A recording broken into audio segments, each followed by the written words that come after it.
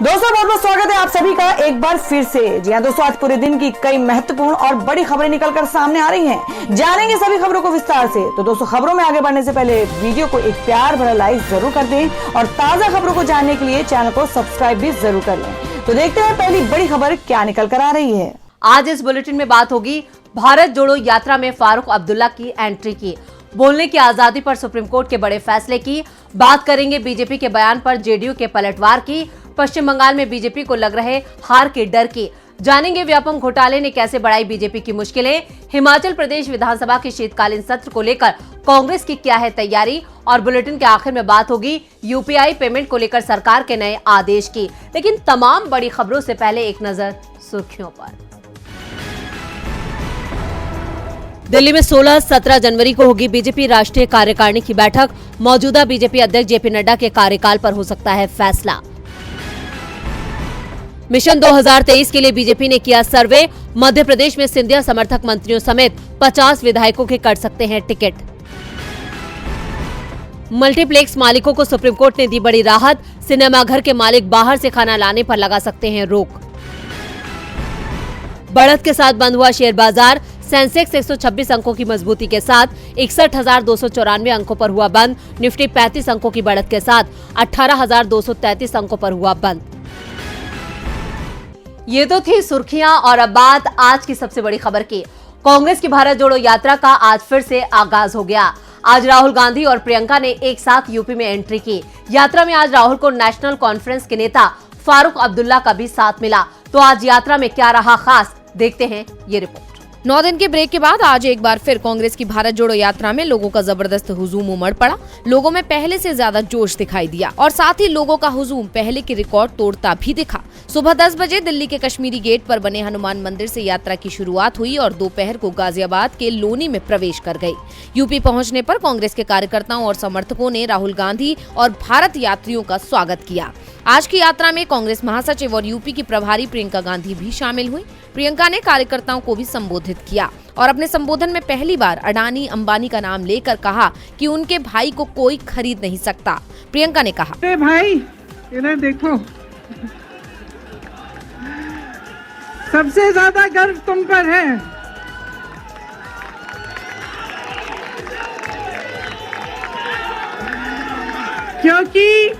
क्योंकि पूरा सत्ता का जोर लगाया गया। सरकार ने 1000 करोड़ रुपए खर्चे इनकी छवि को खराब करने के लिए, लेकिन ये सच्चाई से पीछे हटे नहीं। इन पे एजेंसियां लगाई गई, ये डरे नहीं, योद्धा हैं।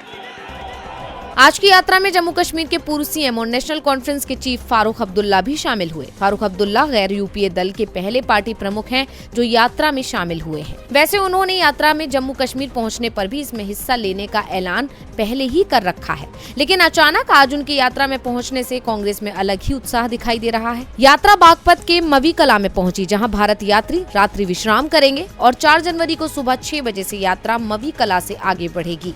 भारत जोड़ो यात्रा 30 जनवरी को कश्मीर पहुंचकर समाप्त होगी। राहुल गांधी की यात्रा में जुट रही भीड़ देश की राजनीति में बड़े बदलाव का संकेत दे रही है। संकेत तो आज सुप्रीम कोर्ट ने भी दे दिया कि वो बोलने की आजादी पर अंकुश नहीं लगा सकता। अगर कोर्ट ऐसा करता है तो ये मौलिक अधिकारों का हनन होगा। तो बोलने की आजादी पर आज सुप्रीम कोर्ट ने सुनवाई की। तो क्या कहा सुप्रीम कोर्ट ने, देखते हैं इस रिपोर्ट में। मंत्रियों, सांसदों और विधायकों की बोलने की स्वतंत्रता पर अधिक प्रतिबंध लगाने के लिए दायर याचिका पर आज सुप्रीम कोर्ट में एक बार फिर सुनवाई हुई और अपना फैसला सुनाते हुए सुप्रीम कोर्ट की संविधान पीठ ने कहा कि मंत्रियों, सांसदों और विधायकों की बोलने की स्वतंत्रता पर और ज्यादा प्रतिबंध नहीं लगाया जा सकता है। आपराधिक मुकदमों पर मंत्रियों और बड़े पद पर बैठे लोगों की बेतुकी बयानबाजी पर सुप्रीम कोर्ट ने आज अहम फैसला दिया। कोर्ट ने कहा कि बोलने की आजादी को प्रतिबंधित करने के लिए अनुच्छेद 19(2) में उल्लेखित आधार संपूर्ण है। Justice Abdul Nazeer, justice BR Gavai, justice AS Bopanna, justice VT Ramasubramanian और जस्टिस BV नागारत्ना की 5 न्यायाधीशों की संविधान पीठ ने इस मुद्दे की सुनवाई की और जिसके बाद कोर्ट ने यह फैसला 4-1 के बहुमत के साथ सुनाया। संविधान पीठ में केवल एक जज जस्टिस BV नागारत्ना ने अलग फैसला सुनाया। वहीं कोर्ट के इस फैसले से आजम खान को बड़ी राहत मिली है, क्योंकि इस मामले की शुरुआत उन्हीं के एक बयान के चलते हुई थी। दरअसल बुलंदशहर की एक दुष्कर्म पीड़िता के पिता ने रिट याचिका दायर की थी, जिस पर 2016 में मामले को एक बड़ी पीठ के पास भेजा गया था, जहां यह आरोप लगाया गया था कि राज्य के मंत्री आजम खान ने पूरी घटना को केवल राजनीतिक साजिश और कुछ नहीं के रूप में करार दिया था। हालांकि बाद में आजम खान ने अपने बयान के लिए माफी मांगी थी, जिसे अदालत ने स्वीकार कर लिया था। लेकिन अदालत ने बड़े मुद्दे पर विचार करने के लिए आगे बढ़ना शुरू कर दिया था, जिस पर सुप्रीम कोर्ट ने अहम फैसला सुनाया है। सुप्रीम कोर्ट का यह फैसला देश के लोकतंत्र की मजबूती में बड़ी नजीर पेश करेगा। और अब बात बिहार की राजनीति में बैकफुट पर आई बीजेपी की। बिहार की सत्ता से जब से बीजेपी आउट हुई है, तभी से राज्य में सियासी घमासान मचा है। बीजेपी किसी न किसी तरह सरकार की मुश्किलें बढ़ाने की कोशिश करती है। ऐसे में अब बीजेपी नेता को उल जलूल बयान देना भारी पड़ गया। पूर्व डिप्टी सीएम को खरी खरी सुनाते हुए क्या बोली जेडीयू, देखते हैं इस रिपोर्ट में। जनता दल यूनाइटेड के राष्ट्रीय जनता दल से हाथ मिलाने के बाद बिहार की सत्ता बीजेपी के हाथ से चली गई, लेकिन बीजेपी की नजरें अभी तक बिहार की सत्ता पर कब्जा करने पर है और इसके लिए पार्टी जोड़ तोड़ की राजनीति कर रही है। इतना ही नहीं, उलझुल बयान देकर बीजेपी नेता राज्य सरकार को टेंशन देने की कोशिश कर रहे हैं। उसी कड़ी में पिछले दिनों पूर्व डिप्टी सीएम तारकिशोर का भी बयान आया था, जिस पर आज जेडीयू ने पलटवार करते हुए बीजेपी नेता को घेर लिया है।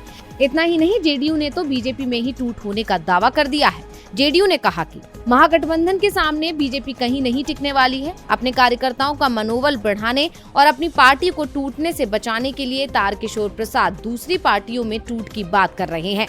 बीजेपी के लोग सत्ता से बेदखल होने के बाद राजनीतिक और मानसिक रूप से परेशान हो गए हैं। जेडीयू का ये पलटवार तारकिशोर के उस बयान पर आया है, जिसमें उन्होंने कहा था कि जेडीयू के ज्यादातर सांसदों को अपना भविष्य अंधेरे में दिख रहा है। मुख्यमंत्री नीतीश कुमार अपने दम पर पार्टी को चुनाव में जीत नहीं दिला पा रहे हैं, इसलिए महागठबंधन में भगदड़ मचने वाली है। अब तारकिशोर के इसी बयान पर जेडीयू ने पलटवार किया है। बीजेपी जेडीयू के बीच चल रही इस तनातनी में आरजेडी भी कूद गई है। आरजेडी का साफ कहना है कि बीजेपी फिलहाल सत्ता से बाहर जाने की वजह से बौखला गई है। इधर पश्चिम बंगाल में बीजेपी लगातार अपने पैर मजबूत करने में जुटी है। अब उसकी नजर 2024 के आम चुनावों में बंगाल में बीजेपी की सीटें बढ़ाने पर है, जिसके लिए बीजेपी ने एक बार फिर मोदी और शाह पर भरोसा जताया है। बंगाल में इस बार मोदी शाह की 40 जनसभाएं होंगी। अगले साल 2024 में होने वाले लोकसभा चुनाव की तैयारियों में बीजेपी जुट गई है। इस बार बीजेपी को उत्तर प्रदेश में बड़े नुकसान का डर दिख रहा है। बिहार में नीतीश कुमार और महाराष्ट्र में उद्धव ठाकरे का साथ भी एनडीए से छूट चुका है। ऐसे में इन दोनों ही राज्यों में बीजेपी बुरी तरह से फंसी दिख रही है। पश्चिम बंगाल में भी बीजेपी को ज्यादा उम्मीद नहीं दिख रही है, क्योंकि यहाँ ममता बनर्जी की चुनौती का तोड़ अभी तक वो खोज नहीं पाई है। बीजेपी के लिए राज्य में 2019 में मिली 18 सीटें बचाना भी मुश्किल दिखाई दे रहा है, क्योंकि पिछले एक साल से बीजेपी के कई नेता पार्टी छोड़कर टीएमसी में शामिल हो चुके हैं, जिसमें आधा दर्जन विधायक और 2 सांसद शामिल हैं। टीएमसी लगातार बीजेपी में सेंधमारी कर रही है, इसलिए ममता से मुकाबले के लिए पीएम मोदी और गृह मंत्री अमित शाह खुद बंगाल पर फोकस कर रहे हैं। 2023 में पीएम मोदी और गृह मंत्री की बंगाल में 40 रैलियों की तैयारी की जा रही है। प्रदेश बीजेपी की माने तो इस महीने की 17 तारीख को केंद्रीय गृह मंत्री अमित शाह बंगाल आ रहे हैं। उनकी 2 जनसभाएं होंगी। पहली जनसभा दक्षिण 24 परगना के मथुरापुर और दूसरी जनसभा हुगली के आराम बाग में होगी।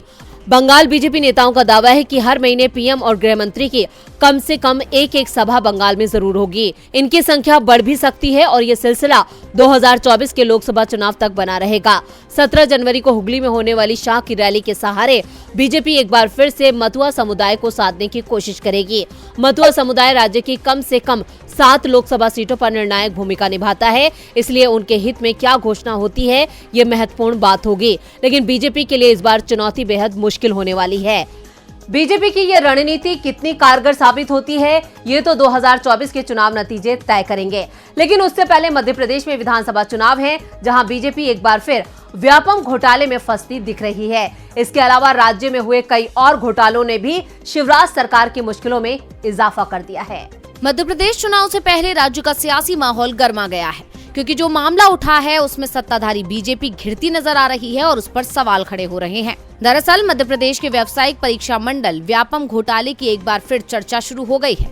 मध्य प्रदेश के पूर्व मुख्यमंत्री दिग्विजय सिंह ने करीब 8 साल पहले इस मामले में शिकायत की थी, जिस पर अब एसटीएफ ने केस दर्ज कर लिया है। खास बात यह है कि ये खलबली सत्ताधारी भारतीय जनता पार्टी के एक खेमे के अंदर ही है और इसे लेकर पार्टी के कुछ नेताओं ने दिल्ली में शीर्ष नेतृत्व से शिकायत भी की है।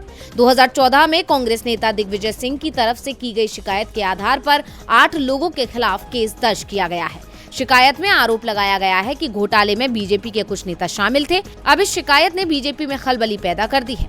हालांकि एसटीएफ अधिकारियों ने किसी राजनीतिक विवाद को खारिज किया और कहा कि ये रूटीन एक्शन है। एक रिपोर्ट के मुताबिक एसटीएफ ने 6 दिसंबर को प्रशांत मेश्राम, अजय टेंगर, कृष्ण कुमार जायसवाल, अनिल चौहान, हरिकृष्ण जाटव, शिवशंकर प्रसाद, अमित बाडोले और सुलवंत सिंह मौर्य के खिलाफ केस दर्ज किया गया है। इन पर फर्जी परीक्षार्थी के सहारे पीएमटी 2008-9 पास करने का आरोप है।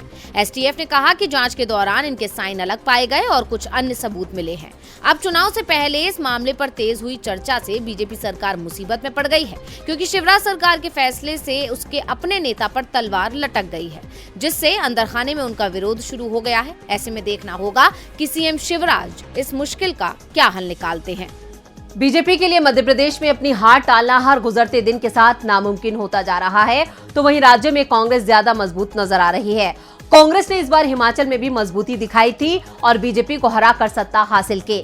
हिमाचल प्रदेश विधानसभा का पहला शीतकालीन सत्र कल से धर्मशाला के तपोवन में शुरू होने जा रहा है। सत्र कल से 6 जनवरी तक चलेगा, जिसमें 3 बैठकें होंगी। इसी के साथ ही सत्ता पक्ष और विपक्ष ने अपनी कमर कस ली है। जहां हार से हताश हुई बीजेपी कांग्रेस को कई मुद्दों पर घेरेगी, तो वहीं कांग्रेस भी हर सवाल का जवाब देने के लिए तैयार है।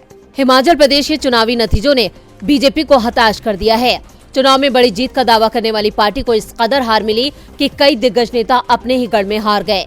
इस हार से बीजेपी बौखला उठी है और वो लगातार सत्तारूढ़ कांग्रेस को घेरने में जुटी है। अब शीतकालीन सत्र में बीजेपी ने हल्ला बोल की तैयारी की है, लेकिन कांग्रेस ने भी कमर कस ली है।